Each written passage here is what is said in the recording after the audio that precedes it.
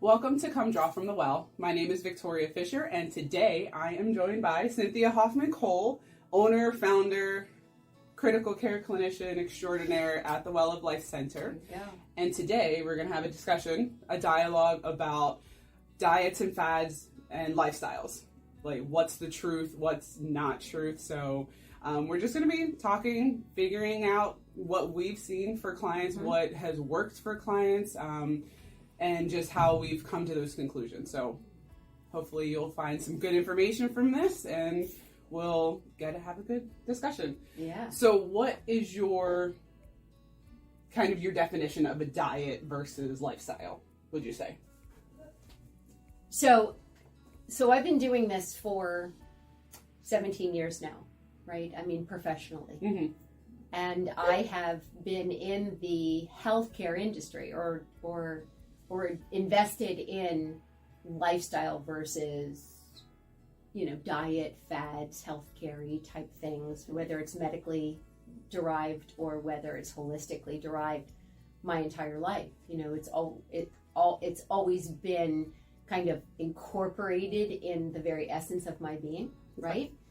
So I've come to the clearer understanding of what is considered lifestyle and what is considered diet when you look at historically the cycles of how diets show up, right? Okay. So diets start when someone gets a creative idea of how best to fuel the human host, and with the intention of affecting something: weight loss, metabolism, energy, performance, athletically, whatever, right? So we know that there always has to be a motivation behind a diet. Okay.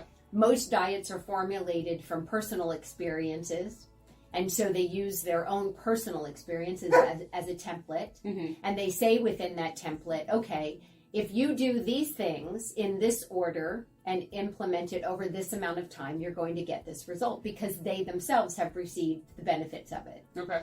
Now, the problems with diets is that if you can get a network of people who are operating kind of from that same vein, you'll always get the results. And therefore, it makes it look like the diet works. Right. But it can only work temporarily or get the results that they're desiring for short term, but it can't be life sustaining. That's where lifestyle has to come in.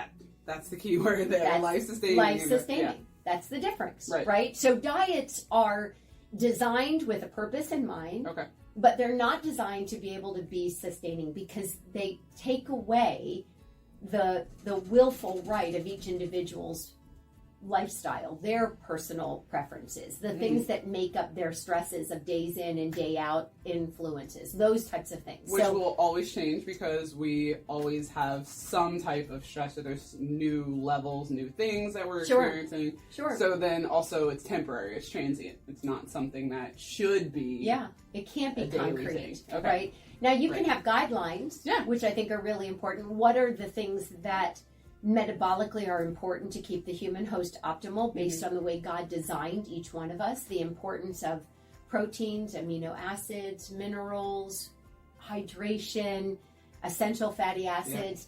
So those principles need to be applied in a way that is honoring to each individual person. But you can't put everyone under the same umbrella and expect them to personally succeed because we're unique. We're bio-individuals, right? We're individuals, right? We're unique beings created by a creator that sets each one of us uniquely apart. Yeah. And then you factor in genetics, you factor in nationalities, you factor in regions of origin, you factor in elements of change, meaning what's happening. Is it spring, summer, winter, fall? Yeah. Gender, age, factor age. Right? Yeah. I mean, you just finished your 40th year. Yes, you just finished your 60th. I just finished my 60th. There we go. I could be your mother. Yes. But the truth is that where I was at 40 is very different principally than where I'm at 60. Right? Yeah, absolutely. But foundationally, meaning the things that keep my body optimal are still exactly the same. Yeah. So what we've been finding with our clients is that there's kind of like a baseline diet or lifestyle that is sustaining, that is concrete, that promotes optimal health, wellness, and vitality. Sure. Based, though, on all of those factors that you said, environment, stressors, lifestyle, seasonal, regional, all of that, we may have to make some variations, add some things, take some things away, but those foundational key nutrient foods are always there. Always. Right.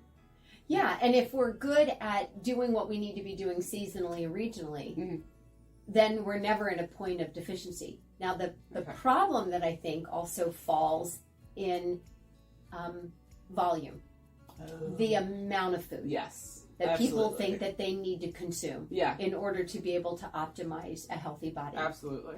And I think historically, we've failed in whether it's in the allopathic community or in the holistic community, we have failed to teach portion control.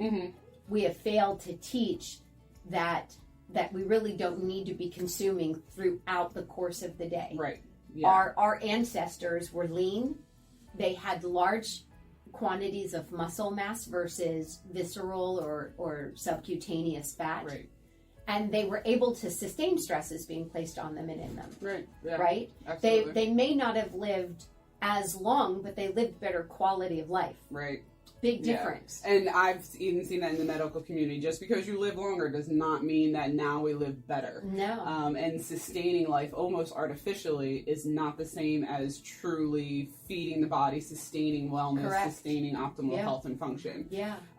So I want to touch on one thing that you mentioned with the kind of like eating all day long. Now we have a lot of people who come into our office and say, I have to eat every few hours. Like I have hypoglycemia. Like I feel like I need to eat all day long or these things happen. What are you seeing, or what is that showing within the body, and what is that actually doing to the body? Like what is that reflecting, and what is eating like that all day long kind of creating within the system? Well, I think it comes foundationally down to stress mechanisms, right? Because our body doesn't know the difference between perceived threat and actual threat. Right? So it doesn't understand that. It just knows that it's under some sort of threat, some sort of stress. And in that state, it produces these hormones that require, that they're looking for balance is really what they're doing. Got it, yeah. And so when the adrenal body, the adrenal gland, which is a gland that sits on top of the kidney, is in a state of distress, it's like throwing pebbles into a pond, right? And so when the adrenal starts putting out these stress signals, because again, it doesn't know, am I really, is there really a lion in the middle of this room, or am I just imagining that there's a lion in the middle of this room? Either way, it needs to respond to that threat. Yeah. And so it begins putting out these stress signals. Now, when it puts out the stress signals, it's relying on electrolytes, minerals that are recorded in the cell-to-cell dialogue to calm it down, to create that sense of it's okay, right? Yeah. It's like the mom coming up and stroking the child, soothing and stroking the child. It's okay. You don't have to worry. Right. Now, when it sends out that stress mechanism, or that sends out that 911 call, and it's looking for those electrolytes, the kidneys get this false signaling through its reverberation. Because they're sitting right on top of the kidney, so by proximity. It's like, it starts contracting. It starts, almost like it's pulsating in this own independent life of its own, and it begins urinating more frequently. Yeah, so people who pee through the night, people who are waking up frequently, it's not your kidneys. It's not. It's not your bladder. It's not, I have an overactive bladder, or for men, my prostate's enlarged. It could be this adrenal dysregulation. Correct. That's having a downward effect onto the kidneys. Downward causation. Yeah. And then they end up peeing out their electrolytes. And so we're constantly in a state of electrolyte deficiency, mineral deficiency. Right. And then the body uses an all day long dialogue in its adrenal state. During the day, our adrenals operate us, right? It's our fight and flight mechanism. That sympathetic nervous system, right? And when we go to bed at night, our thyroid is supposed to take over. But if the adrenal's holding itself hostage because it thinks it's under the, whether you're sleeping or not, right? Because they're not sleeping well, they're getting inconsistency in recovery.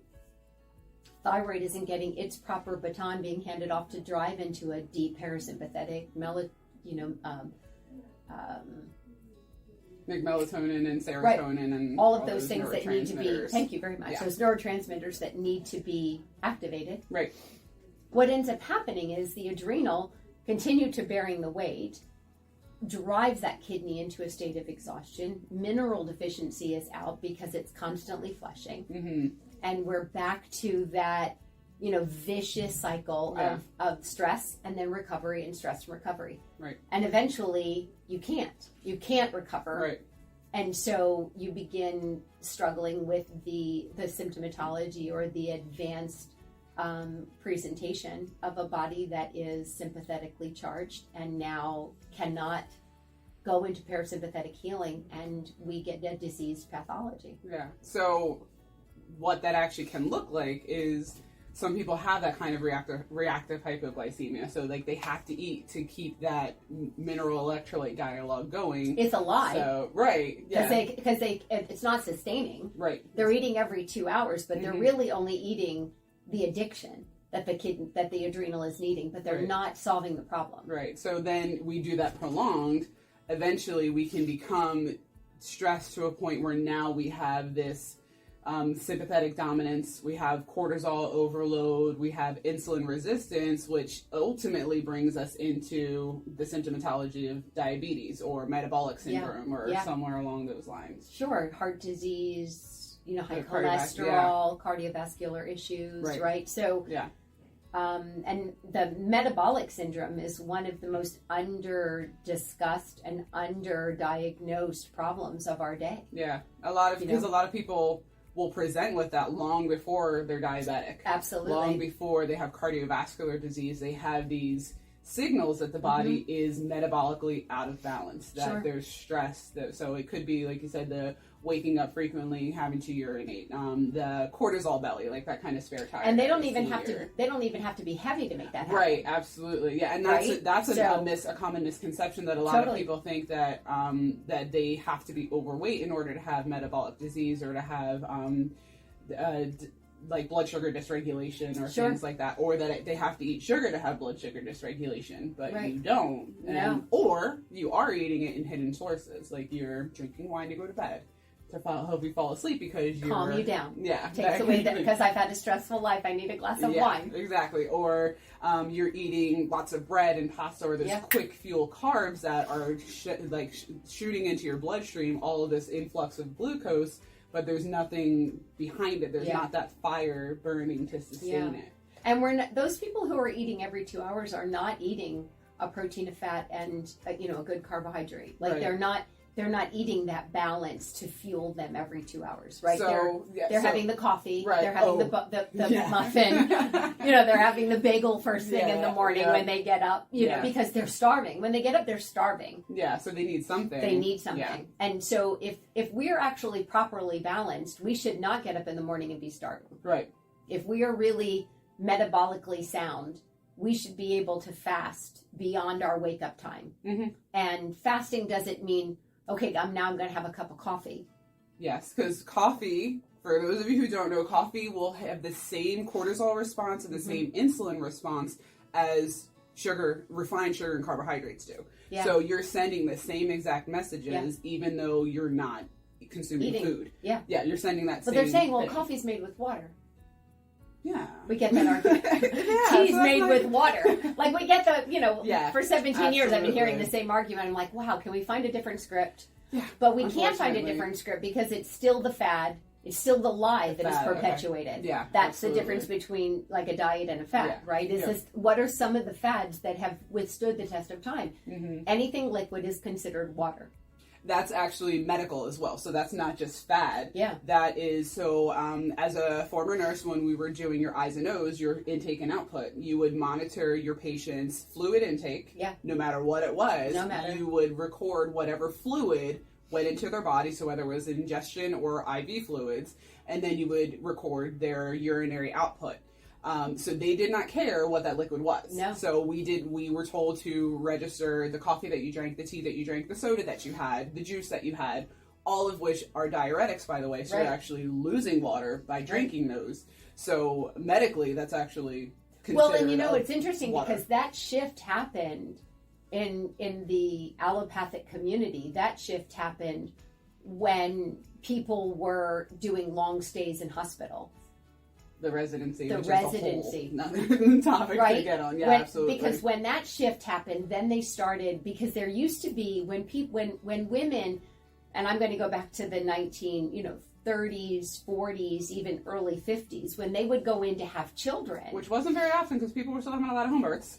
Midwives, that kind of thing. Exactly. So hospital stays were kind of unique and kind of carved out as being special events. Got it, yeah. Right? So that was back 30s, 40s, 50s, right? That was a special event. Mm-hmm. And when they stayed, they didn't have cafeterias like they have today. Yeah, right? people would bring in food. People would bring in food. Yeah. And there were local communities that provided foods for the people who were staying there. So they were normally home-cooked meals, and they weren't accessible throughout the course of the day. Right. Well, like maybe twice a day. Twice a day. Yeah. They might bring them breakfast, and they'd bring them an early dinner. Yeah. But they didn't bring them 3 meals per day. Mm-hmm. They did not bring them snacks. Right.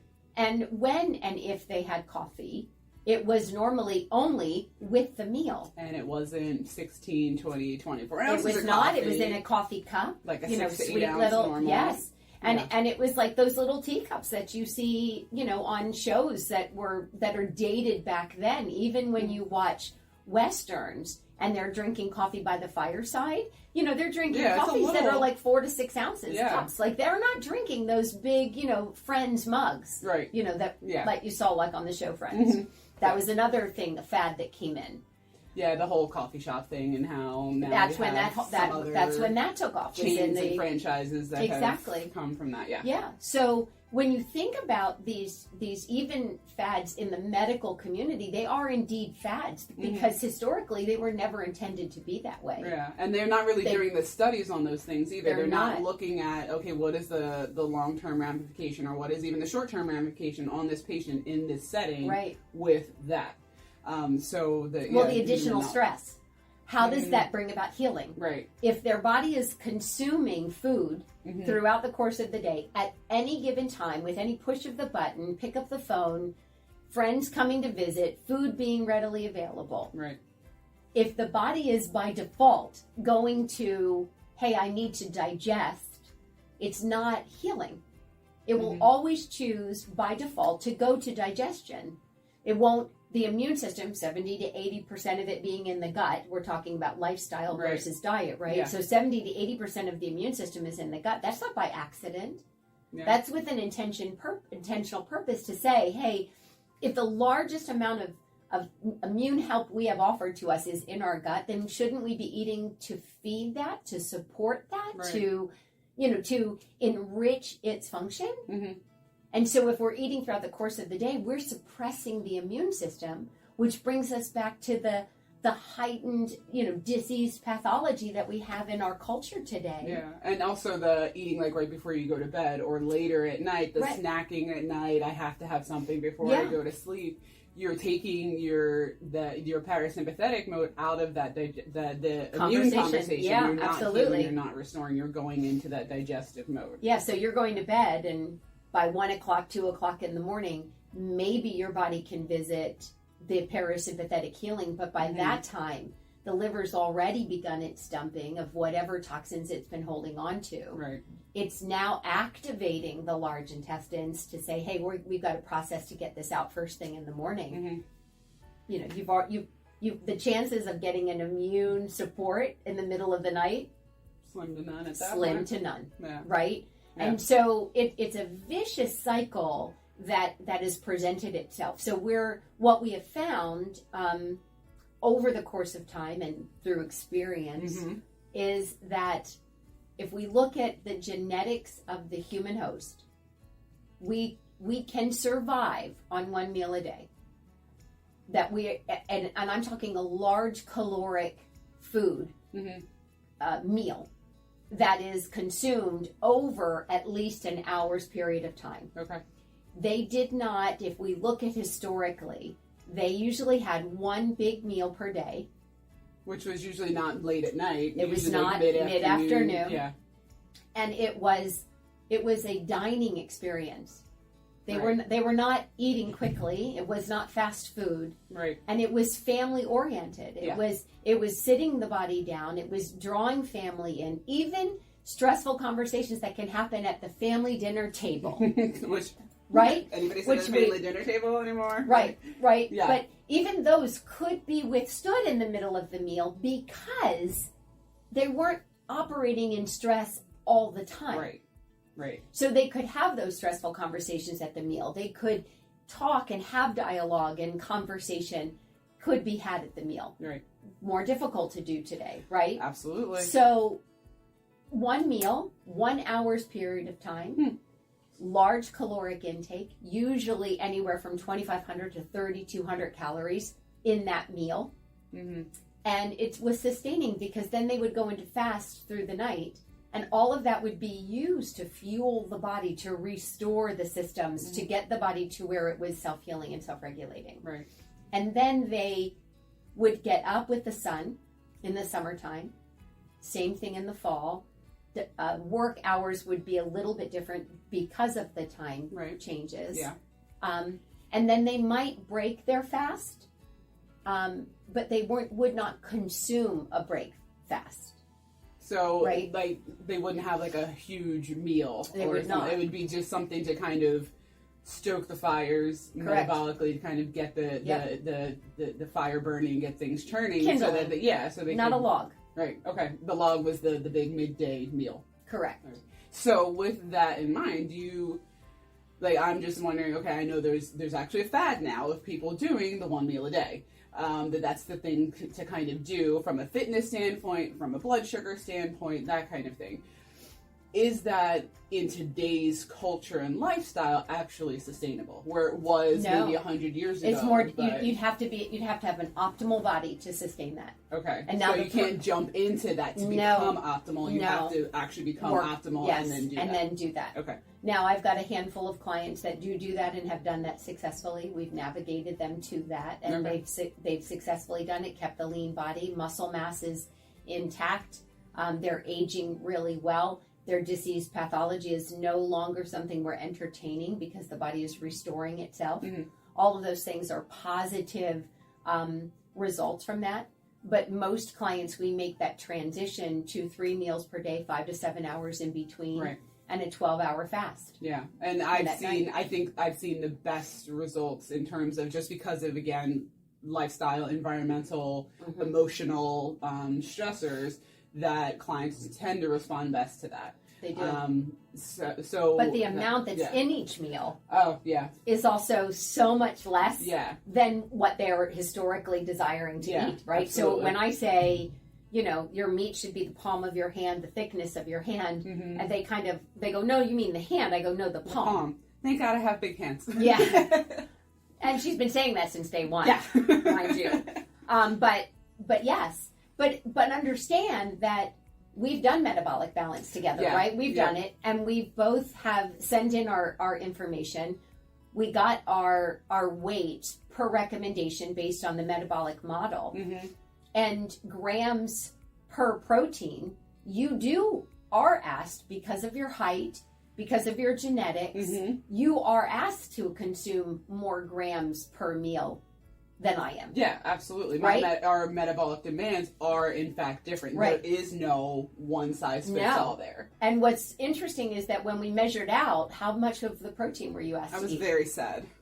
It's like, very for dinner, sad. My dinner portion is 140 grams of protein, which equates to about just under 5 ounces uncooked. Right. Which is actually a decent sized portion. Right. About the size of your palm. Yes, it is about the size of my palm. I know. And that's why I was like, yeah, I have And she's like, palms. I used to love that idea. Now I'm like, now there's the reality. Because we didn't ever even really follow that reality, did we? No, and that's what I found actually. So me coming on board initially as a client in my health journey, I ate well, but I ate a lot. Like, you can overdo. You were an athlete. Yeah, I wasn't. So was operative. Right, but I'm saying you had that mentality. Exactly. And you carried that mentality post-child, nursing college school. Athletic, all of that, Yeah. And so you carried that mentality and you brought that into what you thought was your wellness plan, right? Right. And I had to come in with the bad news to go, But that it that changed just goes, everything. It does, but it goes to show that you can be eating the right foods, but portion control does matter. Yeah, so we're not saying you have to weigh out every single thing and count calories. Yeah, because we're not talking like Weight Watchers or anything like that. I'm not talking about weighing it in that fashion. When the Metabolic Balance Program, when we found the Metabolic Balance Program, and it spoke to the heart of the well, when it spoke to what our intention was in the life of our clients, it was a huge gift. Yeah, because so many of our clients, we were writing at the, we've come a long way, right? And meal plans. We were writing meal plans and we were, recipes and cooking classes, and all of those things were such blessings in the beginning part of our journey. But what has been so wonderful is we spent a lot of time writing these meal plans. Well, when we found a company that allowed us to speak not only to lifestyle, but also to proper metabolic dieting without fad, because mind you, they're getting a lot of pushback because there's a lot of people who are coming in with fake models to their algorithms that has historically been successful in Germany because that's where they originate. Hospitals in Germany use their model in developing plans for their patients. That's how they keep their patients out of the hospital. If only we incorporated something like that lifestyle-wise in the American, and so system. When we found it and we looked at the evidence of their success, I can remember we had this heavens parted, God shone a light down, and we both all went, oh, right? It was like we'd been waiting for that. Yeah. And God had already had it in play. It was already in Europe. Right. And then when they made the transition to come to the United States is when we got on board. Yeah. And it's been a game changer in the life of our clients who follow it. Those who follow it. Yes. Yeah, that's the thing. So we touched on metabolic balance, but I just want to touch on a few other things like the whole fad, like keto. Paleo, whole food, plant-based. Well, and a lot of the people who are doing the one meal per day are doing the whole plant-based thing. Yeah, and that's an unfortunate thing. But again, we have to remember what the agenda is, right? There's always an agenda behind every fad or every dietary recommendation, as we talked about earlier in the show. And there is this push to get us away from the consumption of meat. Yes. Now it's infiltrated into politics and government, and it's not just the save the animals thing. And now it's to save the environment. Right. As if God had no clue what he was doing when he invented cows that fart. Right. What was he thinking? What was he thinking? Well, what was he thinking? Know? I mean, what was he thinking when he invented the sun that was going to put cancer on people? Like, do you know what I mean? Like, we choose to operate from a very different model, praise God, that we do. Absolutely. And we don't get caught up in all of that. Yeah. But the unfortunate thing with these diets is that it doesn't consider really, again, just because you get really great results in some models of the human host under the ketogenic diet, doesn't mean that all human hosts should be, all those in human form should be consuming a ketogenic diet, right? Now, the history with keto is it is a medically based model that was used to treat type 1 diabetes before the discovery of insulin and before understanding what was going on. So when we take it and put it into that model, right, it could work possibly very well. Right. The studies that show success for keto are studied in men, not women, who have menstrual cycles and who have cyclical hormones, who have vastly different bodies. Totally, than men. yeah. And I am not a fan of the ketogenic diet in the life of the woman unless she is carefully monitored, and it is done in the wintertime. Huh. A keto, okay, yeah. Right? Yeah, a ketogenic, and that's the only time I will allow a female client of mine to go into a ketogenic state is in the wintertime. Yeah. So the reasoning Because, with again, that, though, is what's available seasonally. Correct. Seasonally, we have should not be consuming salads and berries in the middle of the winter. Right. But we can, right? Because so just because there. we can doesn't mean that we should. Right. Yeah, absolutely. Right? But the only time that it is good for a woman, and again, historically, all human form were in states of ketogenic presentation. Natural ketosis, right. Natural ketosis in the wintertime. Right. And then when green life started coming back into, the fields and in the woods and we began yielding from that crop, is when we would break the ketogenic state and we would bring the body back to proper metabolic form. Yeah, and start replenishing those micronutrients, those minerals and electrolytes that they may not be there in the full state of their capacity within a ketogenic diet. Correct. So, and a lot of people in the cancer symptomatology will do now micro and macro diets, you know, because what they're trying to do is put their bodies into these false states of ketosis to try to go after, again, the cancerous symptomatology, right? The presentation. Now, is that, so again, I can speak to some clients that I have who medically are actually being guided because of and when we talk about cancer symptomatology, the metabolic demand is very different from somebody who's not in that state. That's correct. So that may be something that would be helpful for that person, that bio individual. Correct. In that time. Yeah. So. And one of the things that we found is that you'll know within the first week whether or not it's beneficial. It's normally within that first week. How do they respond when you begin to remove nutrient, demands and replace it with something else? And if they do not have the optimal presentation during that first week, then what we're looking for, we normally know that they can't, and they shouldn't, because it will just it's going to be a nightmare in recovery. Right, absolutely. And we've noticed that over the course of time. Yeah, there's definitely. no doubt.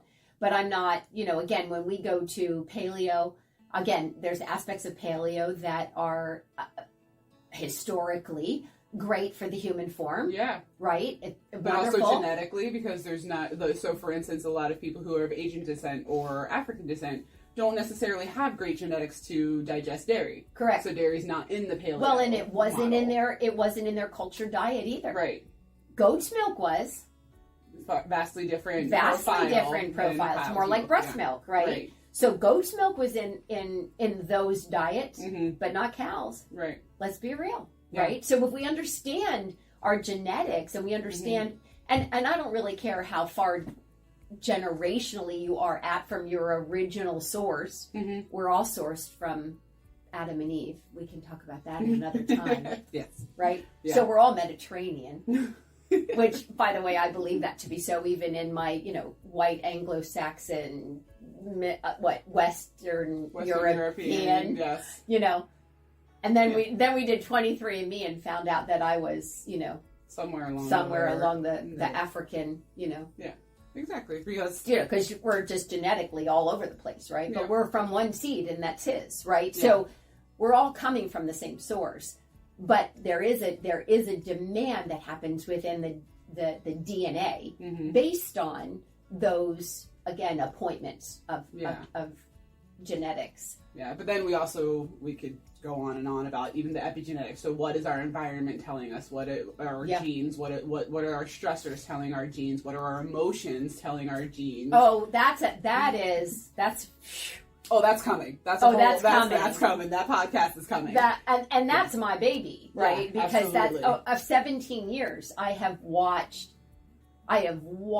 physical bodies literally lose the ground that they have won simply because of a trauma.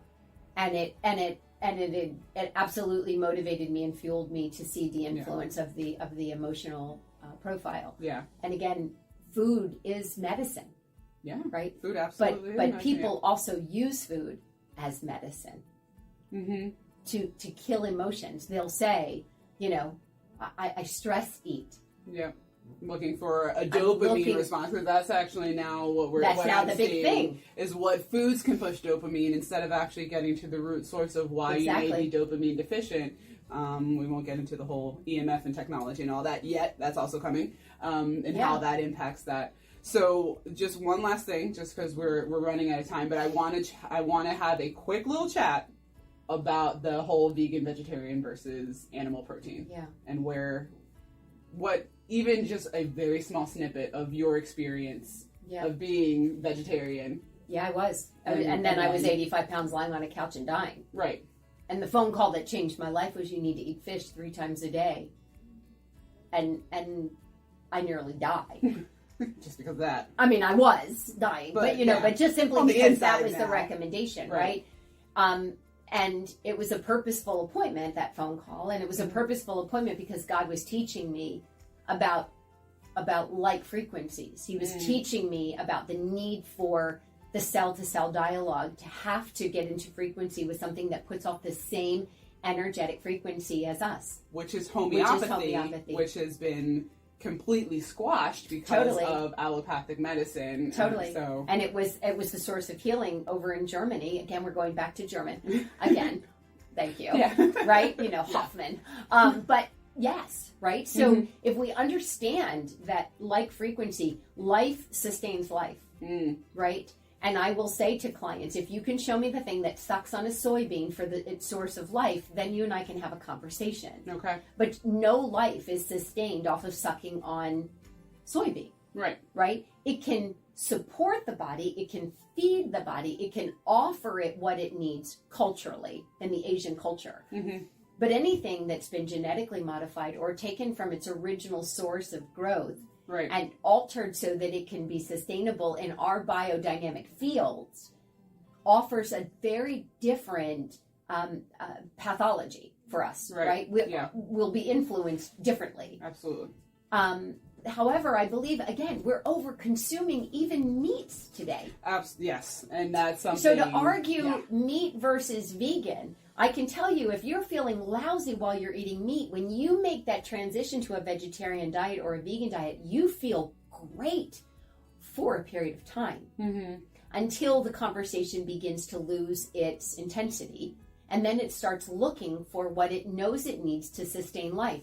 And that's the protein found in meat. Mm-hmm. But instead of that, oftentimes you'll go further down the extreme where you're like, okay, I was vegetarian, now I'm going vegan. I'm going to cut this out. Right. And then you have vegans. And then you feel great for a little period of time. Right. And then again, eventually, and then it's raw versus cooked, right? There's the raw food diet. And again, all of these things are foods, all of the fads, all of these are diets, all of these are recommendations that they've done over the period of time. Mm-hmm. But there are foundational principles that are necessary to sustain life. Right. And protein is one of them. Not the overconsumption. Look, a 16-ounce steak is not good for anyone. I don't care, right? Yeah.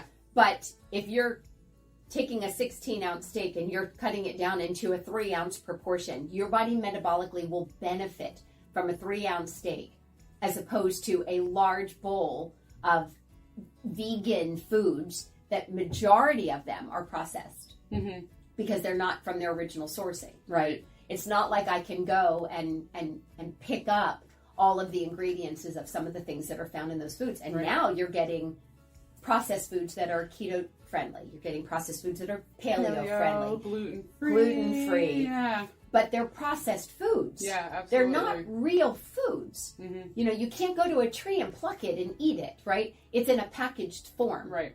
And so I'm a huge fan of going the farther it is from its sourcing, the more dangerous it is for the host itself. Mm-hmm. So, and most vegans and vegetarians have to eat a lot of food over the course of the day. Right. Their blood sugars are destroyed. Right, absolutely. So it's kind of that all day long. They're consuming. All day long, yeah. Or they're juicing. And we were not designed to drink our foods. Right. Otherwise, we wouldn't have teeth. Or hydrochloric acid. Or, many other things. Many other things, yeah. right? But I mean, there were dinosaurs that had flat teeth that were all plant-based. Mm-hmm. They hosted history in a very different way. Yeah. But your meat eaters were the ones that were like, forging great grounds, and that was the T-Rex. Yeah. I mean, we could either have sometimes I tell people that are vegans or vegetarians, if you look really closely, they begin to look like the plants that they eat. Mm-hmm. They do. They do. I mean, they lose muscle tone. They have no internalized strength. They begin, even emotionally, become very difficult to handle. Emotional stress is being placed on them. I'm not being critical. I'm just being what I've noticed in 17 years. Right. And those who are sustained, there are turkeys, there are chickens, and then there are turkeys. Yeah. Yeah. All right. So a lot of dialogue there, a lot of good information. Yeah. What would be your kind of closing to wrap this all up in a nice, pretty bow and hand it to a client or hand it to somebody who's like, I don't know what to eat, or how about this? So I'm a huge fan. If you're unsure of what to eat, start with one meal a day, just one meal a day, and make the decision that you're going to eat one meal a day and give 5 to 7 hours on both sides of that meal. Mm-hmm. So not just in terms that you're not saying do like the one meal a day thing, right. But to choose a meal. Let's say it's your lunch meal. And I say I'm going to wait 5 hours until I eat dinner. Correct. Okay. And I'm going to wait 5 hours after I eat my breakfast before I have that lunch meal. Okay. And you will find that you actually are sustaining a lot more. That you've got a lot more energy, a lot more focus, a lot more. Your bowel movements will regulate themselves. Mm-hmm. And I'm also a huge fan of an apple a day. Yeah. Apple a day. It really does. It keep the doctor away. Yeah. Yeah. I mean, it just does. Yeah, absolutely. And it keeps the bile thin. It makes the liver gallbladder happy. Mm-hmm. We've got miles of bile ducts that can get backed up with emotional stress, physical stress. That apple just really does take a lot of anger out of the liver. Mm. And then we become nicer people. That's why we're so awesome. Because we eat an apple a day. An apple a day. All right. Any other last tips or things that you'd like to share or? Excuse me. So I think we have to be very aware of our climate today. Mm-hmm. I think we have to be very aware of our physical climate, not climate change, because that's a conversation for another time. But I'm talking about physical climate, meaning the people we surround ourselves with. I think we have to be very conscientious of our emotional climate, how we're responding to the people around us, right? Yeah. How we're viewing our food. Is our food fuel that is sourcing us to be able to move our stories forward in a way that's honoring to what God is asking of us? Mm-hmm. And when we think about that, then we can find ourselves in a place where we can then confront the big question, and that's where are we at spiritually? Mm. Okay. So many people try to jump ahead and go full bore into the spiritual world, but they're so imbalanced in some of the other areas. So many things like stories in the Bible. Jesus fed people first. He fed them first. He clothed them. He fed them. He gave them water, and then he gave them the word. So we can't just jump into the... We cannot. Yeah. And I'm a huge fan of always saying start there. Mm-hmm. The spiritual world is the higher level of healing, and it is vitally important. But there is physical, there is the energetic, and then there is the mental bodies that need to be addressed first in order for us to find that state of where we are quiet enough internally to be able to go before the throne and hear what the Lord has to say. So I believe that if we cut off the chatter and the chaos that is out there, we can get back to really the way God intended us to be fueling our systems. Right. And we will not overburden our digestive system, and will be more readily available for his service. Awesome. That's my big takeaway. There you go. That's a great way to wrap this all up. So thank you for joining us on Come Draw from the Well. Cynthia will be joining us again, and we're going to be having lots of dialogues. We already touched on some of the things and alluded to what we're going to be talking about. But tune in for our next episode of Come Draw from the Well. Yeah, for sure. Glad to have you here. Thank you. Take care, guys.